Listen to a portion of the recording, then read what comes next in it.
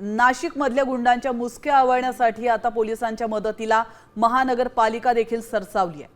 उत्तर प्रदेश प्रमाणेच आता राजकीय गुंडांच्या अतिक्रमित बांधकामांवर महानगरपालिकेनं बुलडोजर फिरवला।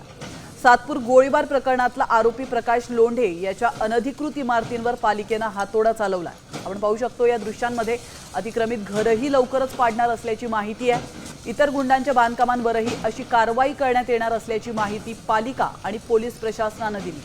मात्र इतक्या मोठ्या अतिक्रमित इमारती उभ्या होईपर्यंत पालिका वाट का पाहते असा प्रश्न देखील आता विचारला जातोय।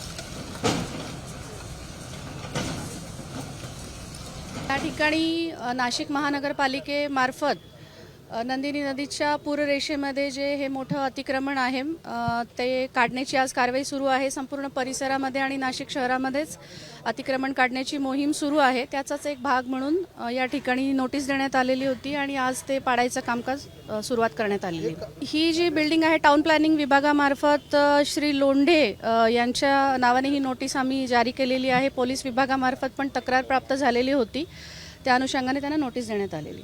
सातपूरमध्ये जो गोळीबाराचा प्रकार झाला होता आणि त्याच्यामध्ये प्रकाश लोंढे आणि त्यांच्या गँगच्या विरुद्ध जी काही कारवाई करण्यात आलेली आहे त्याचाच पुढचा भाग म्हणून त्यांनी जी अनधिकृत इमारत या ठिकाणी उभा केलेली होती त्याच्या संदर्भामध्ये पोलीस विभागाच्या विनंतीवरून महापालिकेने त्या ठिकाणी कारवाई केलेली आहे। या संदर्भामध्ये मॅडमनी पण जसं सांगितलं की अजून एक बिल्डिंग आहे त्या संदर्भात देखील पत्रव्यवहार करण्यात आलेला आहे आणि त्याची देखील पुढची कायदेशीर कारवाई केली जाईल आणि यापुढील कालावधीत देखील अशा पद्धतीने ज्या ज्या गोष्टी अनधिकृत झालेल्या असतील त्याचा देखील त्या ठिकाणी मागोवा घेऊन तपासामध्ये जे जे निष्पन्न होईल त्याच्या आधारावरती पुढे देखील कारवाई केली जाईल।